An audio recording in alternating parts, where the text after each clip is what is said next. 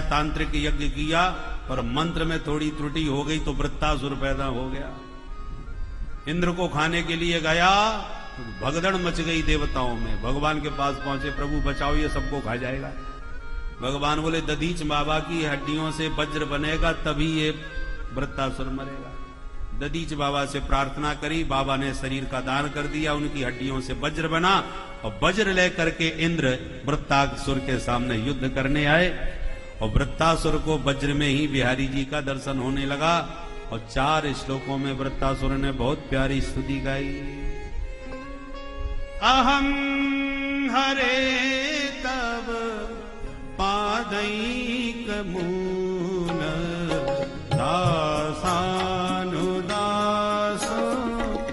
भवितास्मि भूय। अहं हरे तव पादैक मूल दासानुदासो भवितास्मि भूय। मनः स्मरेता सुपथे गुणास्ते गृणीत वाक् कर्म करोतु काय। मनः स्मरेता सुपथे गुणास्ते गृहीत वाक् कर्म करोतु काय। ननाक प्रेष्ठं न च पारमेष्ठं न च सार्वभौमं नरसाधिपत्यम्। नागप्रेष्ठं न च पारमेष्ठं न सार्वभौमं नरसाधिपत्यम्। न योग सिद्धि पुनर्भवं समञ्जसत्वा विरहय्यकांक्षे। न योग सिद्धि पुनर्भवं वा समञ्जसत्वा विरहय्यकांक्षे। बहुत प्यारे ये 4 श्लोक हैं। चारों में धर्म, अर्थ, काम और मोक्ष का वर्णन किया है वृत्तासुर के द्वारा कि हे हरे तव पादैक मूल, हे हरि जो आपके पाद पद्मों में सदा जुड़े रहते हैं, ऐसे जो आपके दास हैं, दासानुदासा भवितास्मि, ऐसे दासों का मुझे दास बना लीजिए। आप अपना दास मत बनाओ पर दासों का दास तो बना लो। बस एक ही कामना, एक ही वैष्णवता का धर्म है कि मन स्मरेत, मन आपका स्मरण करे, वाग गृणीत, वाणी आपको गाती रहे, कर्म करो तु कायः, काया से आपकी सेवा का कर्म करते रहे। ये वैष्णव धर्म का वर्णन है। वैष्णवों की संपदा क्या है? त्वाम विरहय्यकांक्षे, न स्वर्ग चाहते हैं न मोक्ष चाहते, हम तो आपका विरह चाहते हैं, आपकी यादों में सदा खोए रहें, यही वैष्णवों की संपत्ति है। संपन्न नारायण स्मृति, भगवान का स्मरण भक्तों की संपत्ति। और कामना बोले आपको ऐसे याद करें जैसे 3 दृष्टांत दी। अजात पक्षा एव मातरं खगाः, जैसे पंख न निकले हों ऐसा छोटा सा चिड़िया का बच्चा घोंसले में बैठा अपनी मैया को याद करता है, ऐसे मैं आपको याद करूं। भगवान बोले ये डर के मारे मैया याद आ रही है, भय का भजन हो रहा है। तो दूसरा दृष्टांत दिया, स्तन्यं यथा वत्सतरा क्षुधार, वन में गई हुई गौ माता को उसका बछड़ा जैसे घर में याद करता है। सूर्य अस्ताचल की ओर आया, आने की आहट मिली, मेरी गैया मैया आ गई, सुई रमाना और छटपटाना चालू कर दिया बछड़े ने। ऐसी आपकी याद में मैं छटपटाऊं। भगवान बोले ये भूख का भजन हो रहा है, दिन भर का भूखा है बछड़ा, पेट में चूहे कूद रहे हैं, मैया याद आ रही है। तो तीसरा दृष्टांत दिया, प्रियम प्रियैव विशतम विषण्णा। परदेश गए हुए प्रियतम को जैसे विप्रलंब से युक्त उसकी प्राण प्रिया प्रतिपल घर में बैठी बैठी याद करती है, ऐसी दिदीक्षते त्वाम, ऐसी आपके दर्शन की उत्कट अभिलाषा से सदा मेरे मन में बनी रहे। काम ही नारी प्यारी जिमी, लोभी प्रिय जिमिदा, तिमि रघुनाथ निरंतर, प्रिय लागो मोहिरा। और अंतिम पुरुषार्थ है मोक्ष। भक्तों को जरा मुक्ति से परहेज है। गति न चाहो निर्वाण, हमें निर्वाण नहीं चाहिए। तो क्या चाहिए कि जब जब जन्म हो उत्तम श्लोक जनेषु सख्यम। आपके दीवाने प्रेमी भक्त हैं, हर जन्म में मुझे उन भक्तों का संग मिले, उनकी मित्रता मिले, उनका अनुग्रह प्राप्त होता रहे।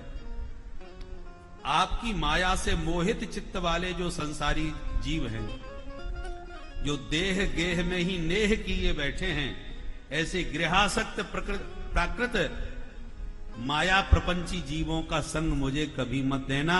प्रेमियों का संग मिले तो कितने भी जन्म मिले हमें स्वीकार है। यही भक्तों की मुक्ति है।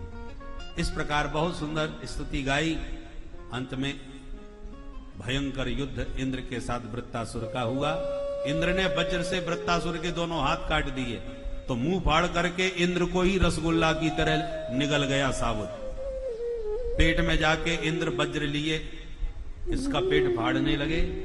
1 साल के बाद इंद्र पेट फाड़ करके बाहर निकले, तब वृत्तासुर का अंत हुआ। बोल बंसी वारे की जय।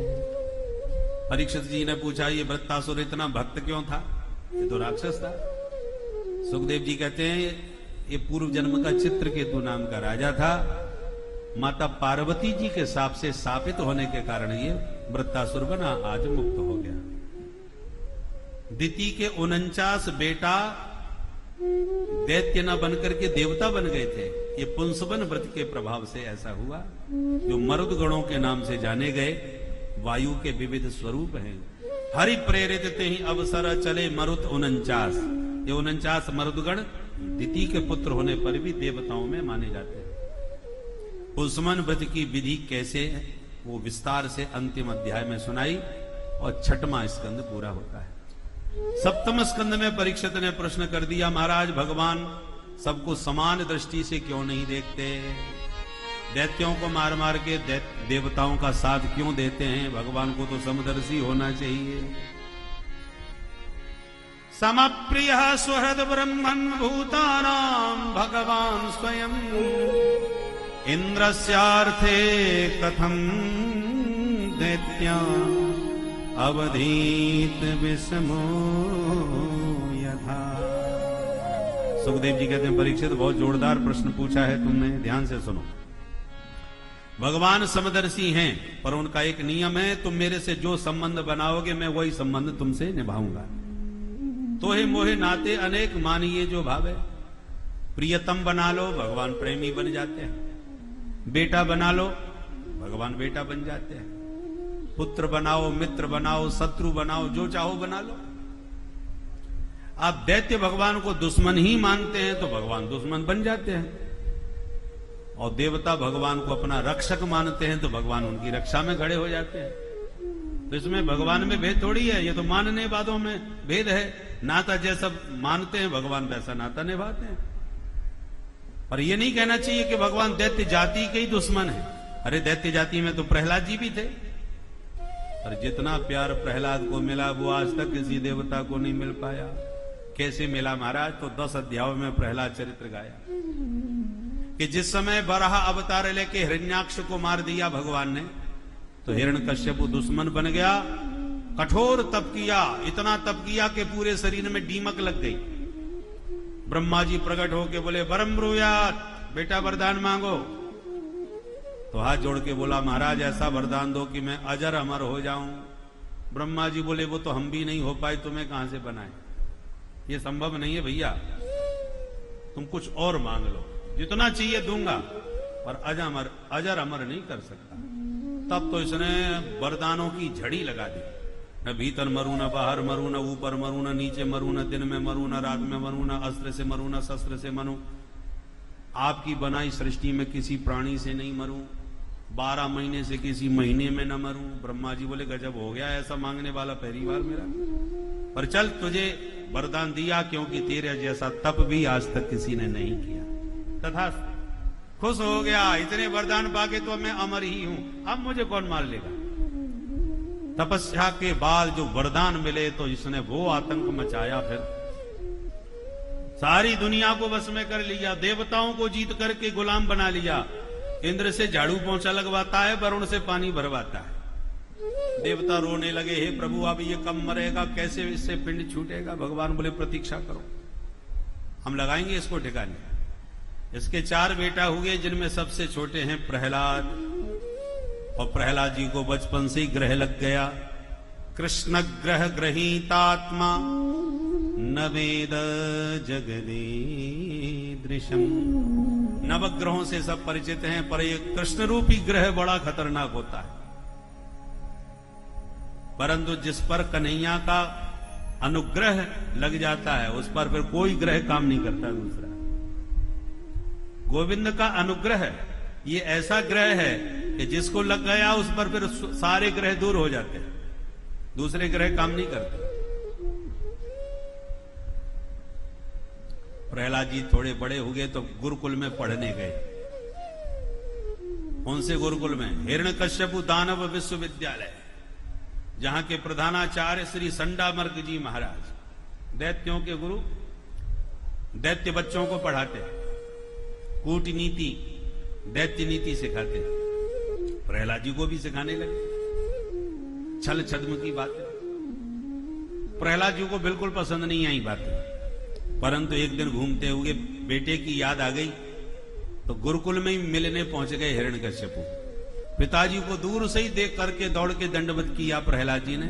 गोद में उठा के प्रहलाद को पिताजी ने पूछ दिया, बेटा प्रहलाद कैसी पढ़ाई चल रही है? बोले पिताजी बहुत जोरदार। अरे कोई बढ़िया सा पाठ हमको भी सुनाओ बेटा। बोले पिताजी बढ़िया वाला पाठ तो हमने एक ही सीखा है। क्या? तत्साधु मन्ये सुरवर्य देहिना सदा समुद्विग्न दिया मसद्गृहा हित्वात्मपातं गृहमन्धकूपं वनं गतो यत् हरिमाश्रयेत। पिताजी ये घर गृहस्थी का झंझट अंधकुआ में गिरने जैसा है। मेरी दृष्टि में परम बुद्धिमान वही है जो घर गृहस्थी के अंधकुआ से बाहर निकले और नितांत एकांत में शांत बैठ के गोविंद के चरणों का आश्रय ले, उसका ध्यान करे। ये जिंदगी का सार है, यही उत्तम विद्या है। सुनते ही हिरण्यकश्यप का मूड खराब हो गया। ये बाबा बैरागियों जैसी बातें करने लगा मेरा बच्चा। क्रोध बहुत आया, पर बच्चा है, क्रोध को मन में छुपाया और हंस करके बोला, अच्छा ठीक है बेटा, तुम जरा अपने गुरुजी को हमारे पास भेजो, तुम जाओ। हिरण्यकश्यपु ने सोचा पढ़ाने वाले की गलती है, बच्चों की क्या गलती, वो तो कोरे कागज हैं, जो सिखा दो वही कहने लगते हैं। तो गुरुजी को प्रहलाद जी ने खबर करी, गुरुजी हमारे पिताजी आपको याद कर रहे हैं। गुरुजी तो नाम सुनते ही घबरा गए, भागे भागे, अरे आइए आइए सरकार, कब पधारे। हिरण्यकश्यपु ने कहा, ये छोड़ो, मुझे ये बताओ तुम मेरे बेटे को आजकल पढ़ा क्या रहे हो? बोले साहब वही पढ़ा रहे हैं जो आप कह रहे हो, आप जो कहते हो हम वही पढ़ा देते हैं। आपने कहा गामा ने गणेश पढ़ाना बंद करो, देश में सांप्रदायिकता फैलेगी। हमने तुरंत गणेश जी को हटा दिया और गामा ने गधा पढ़ाना चालू कर दिया। तो हम तो वही पढ़ाते हैं जो आप आदेश देते हो महाराज। हिरण्यकश्यपु ने कहा, मुझसे झूठ बोलते हो। अभी अभी मेरा बेटा मुझसे कह रहा था कि वन में जाकर के हरि का भजन करो, यही विद्या का सार है। यही बकवास सिखाया है तुम लोगों ने। मेरे बेटे को बाबा बैरागी बनाना चाहते हो? सारी शिक्षा का भगवाकरण कर रखा है तुम लोगों ने, खूब डांटा फटकारा। और संडा मर्ग जी कांप गए, महाराज चाहे जिसकी सौगंध खवा लो, हमने तो ये बातें कभी नहीं सिखाई, हमारे विद्यालय में ऐसा कोई कोर्स ही नहीं है। सही हो या गलत वो आप जानो, हम तो सरकार का आदेश पालन करते हैं, जो किताब आप कहते हो वही पढ़ाते हैं। हिरण्यकश्यपु ने कहा देखो मैं कुछ नहीं जानता, पहली गलती है माफ कर रहा हूं, दोबारा मेरे बेटे ने कहीं बकवास करी तो तुम जिंदा नहीं बचोगे, याद रखना। और यूं कह के चला गया। अब गुरुजी की धड़कन तेज भई, अच्छा विद्यार्थी आया, इसने हमारे प्राण संकट में डाल दिए। डंडा उठाया, प्रहलाद जी के पास आके बोले क्यों रे, तू दैत्यों के चंदन जैसे बगीचा में मूर्ख, तू बमूर कहां से पैदा हो गया। गुरुजी ने प्रहलाद जी को डांट लगाई, दैत्य चंदन बने जातो यम कंटकत्रुम, तेरे कारण हमारे प्राण संकट में आ गए। किसने कहा था ये सब बातें बकवास करने की? बहुत डांट। गुरुजी गर्म हो गए, प्रहलाद जी मौन। समय बीता, विद्यालय में छुट्टियां आई तो गुरुजी प्रहलाद जी को घर छोड़ने आ गए। मां को प्रणाम करके जैसी पिताजी के पास पहुंचे, दरबार में तुरंत पिता ने प्रहलाद को गोद में उठा लिया और प्रश्न वही पूछ दिया, बेटा अब बताओ बढ़िया वाला पाठ कौन सा याद हुआ? गुरुजी की धड़कन तेज हो गई, आज भगवान जाने ये कौन सा पाठ सुनाएगा। प्रहलाद जी गुरुजी को देख करके मुस्कुराए, गुरुजी पिताजी बढ़िया वाला पाठ पूछ रहे हैं तो मैं घटिया नहीं सुनाऊंगा, बढ़िया ही सुनाऊंगा।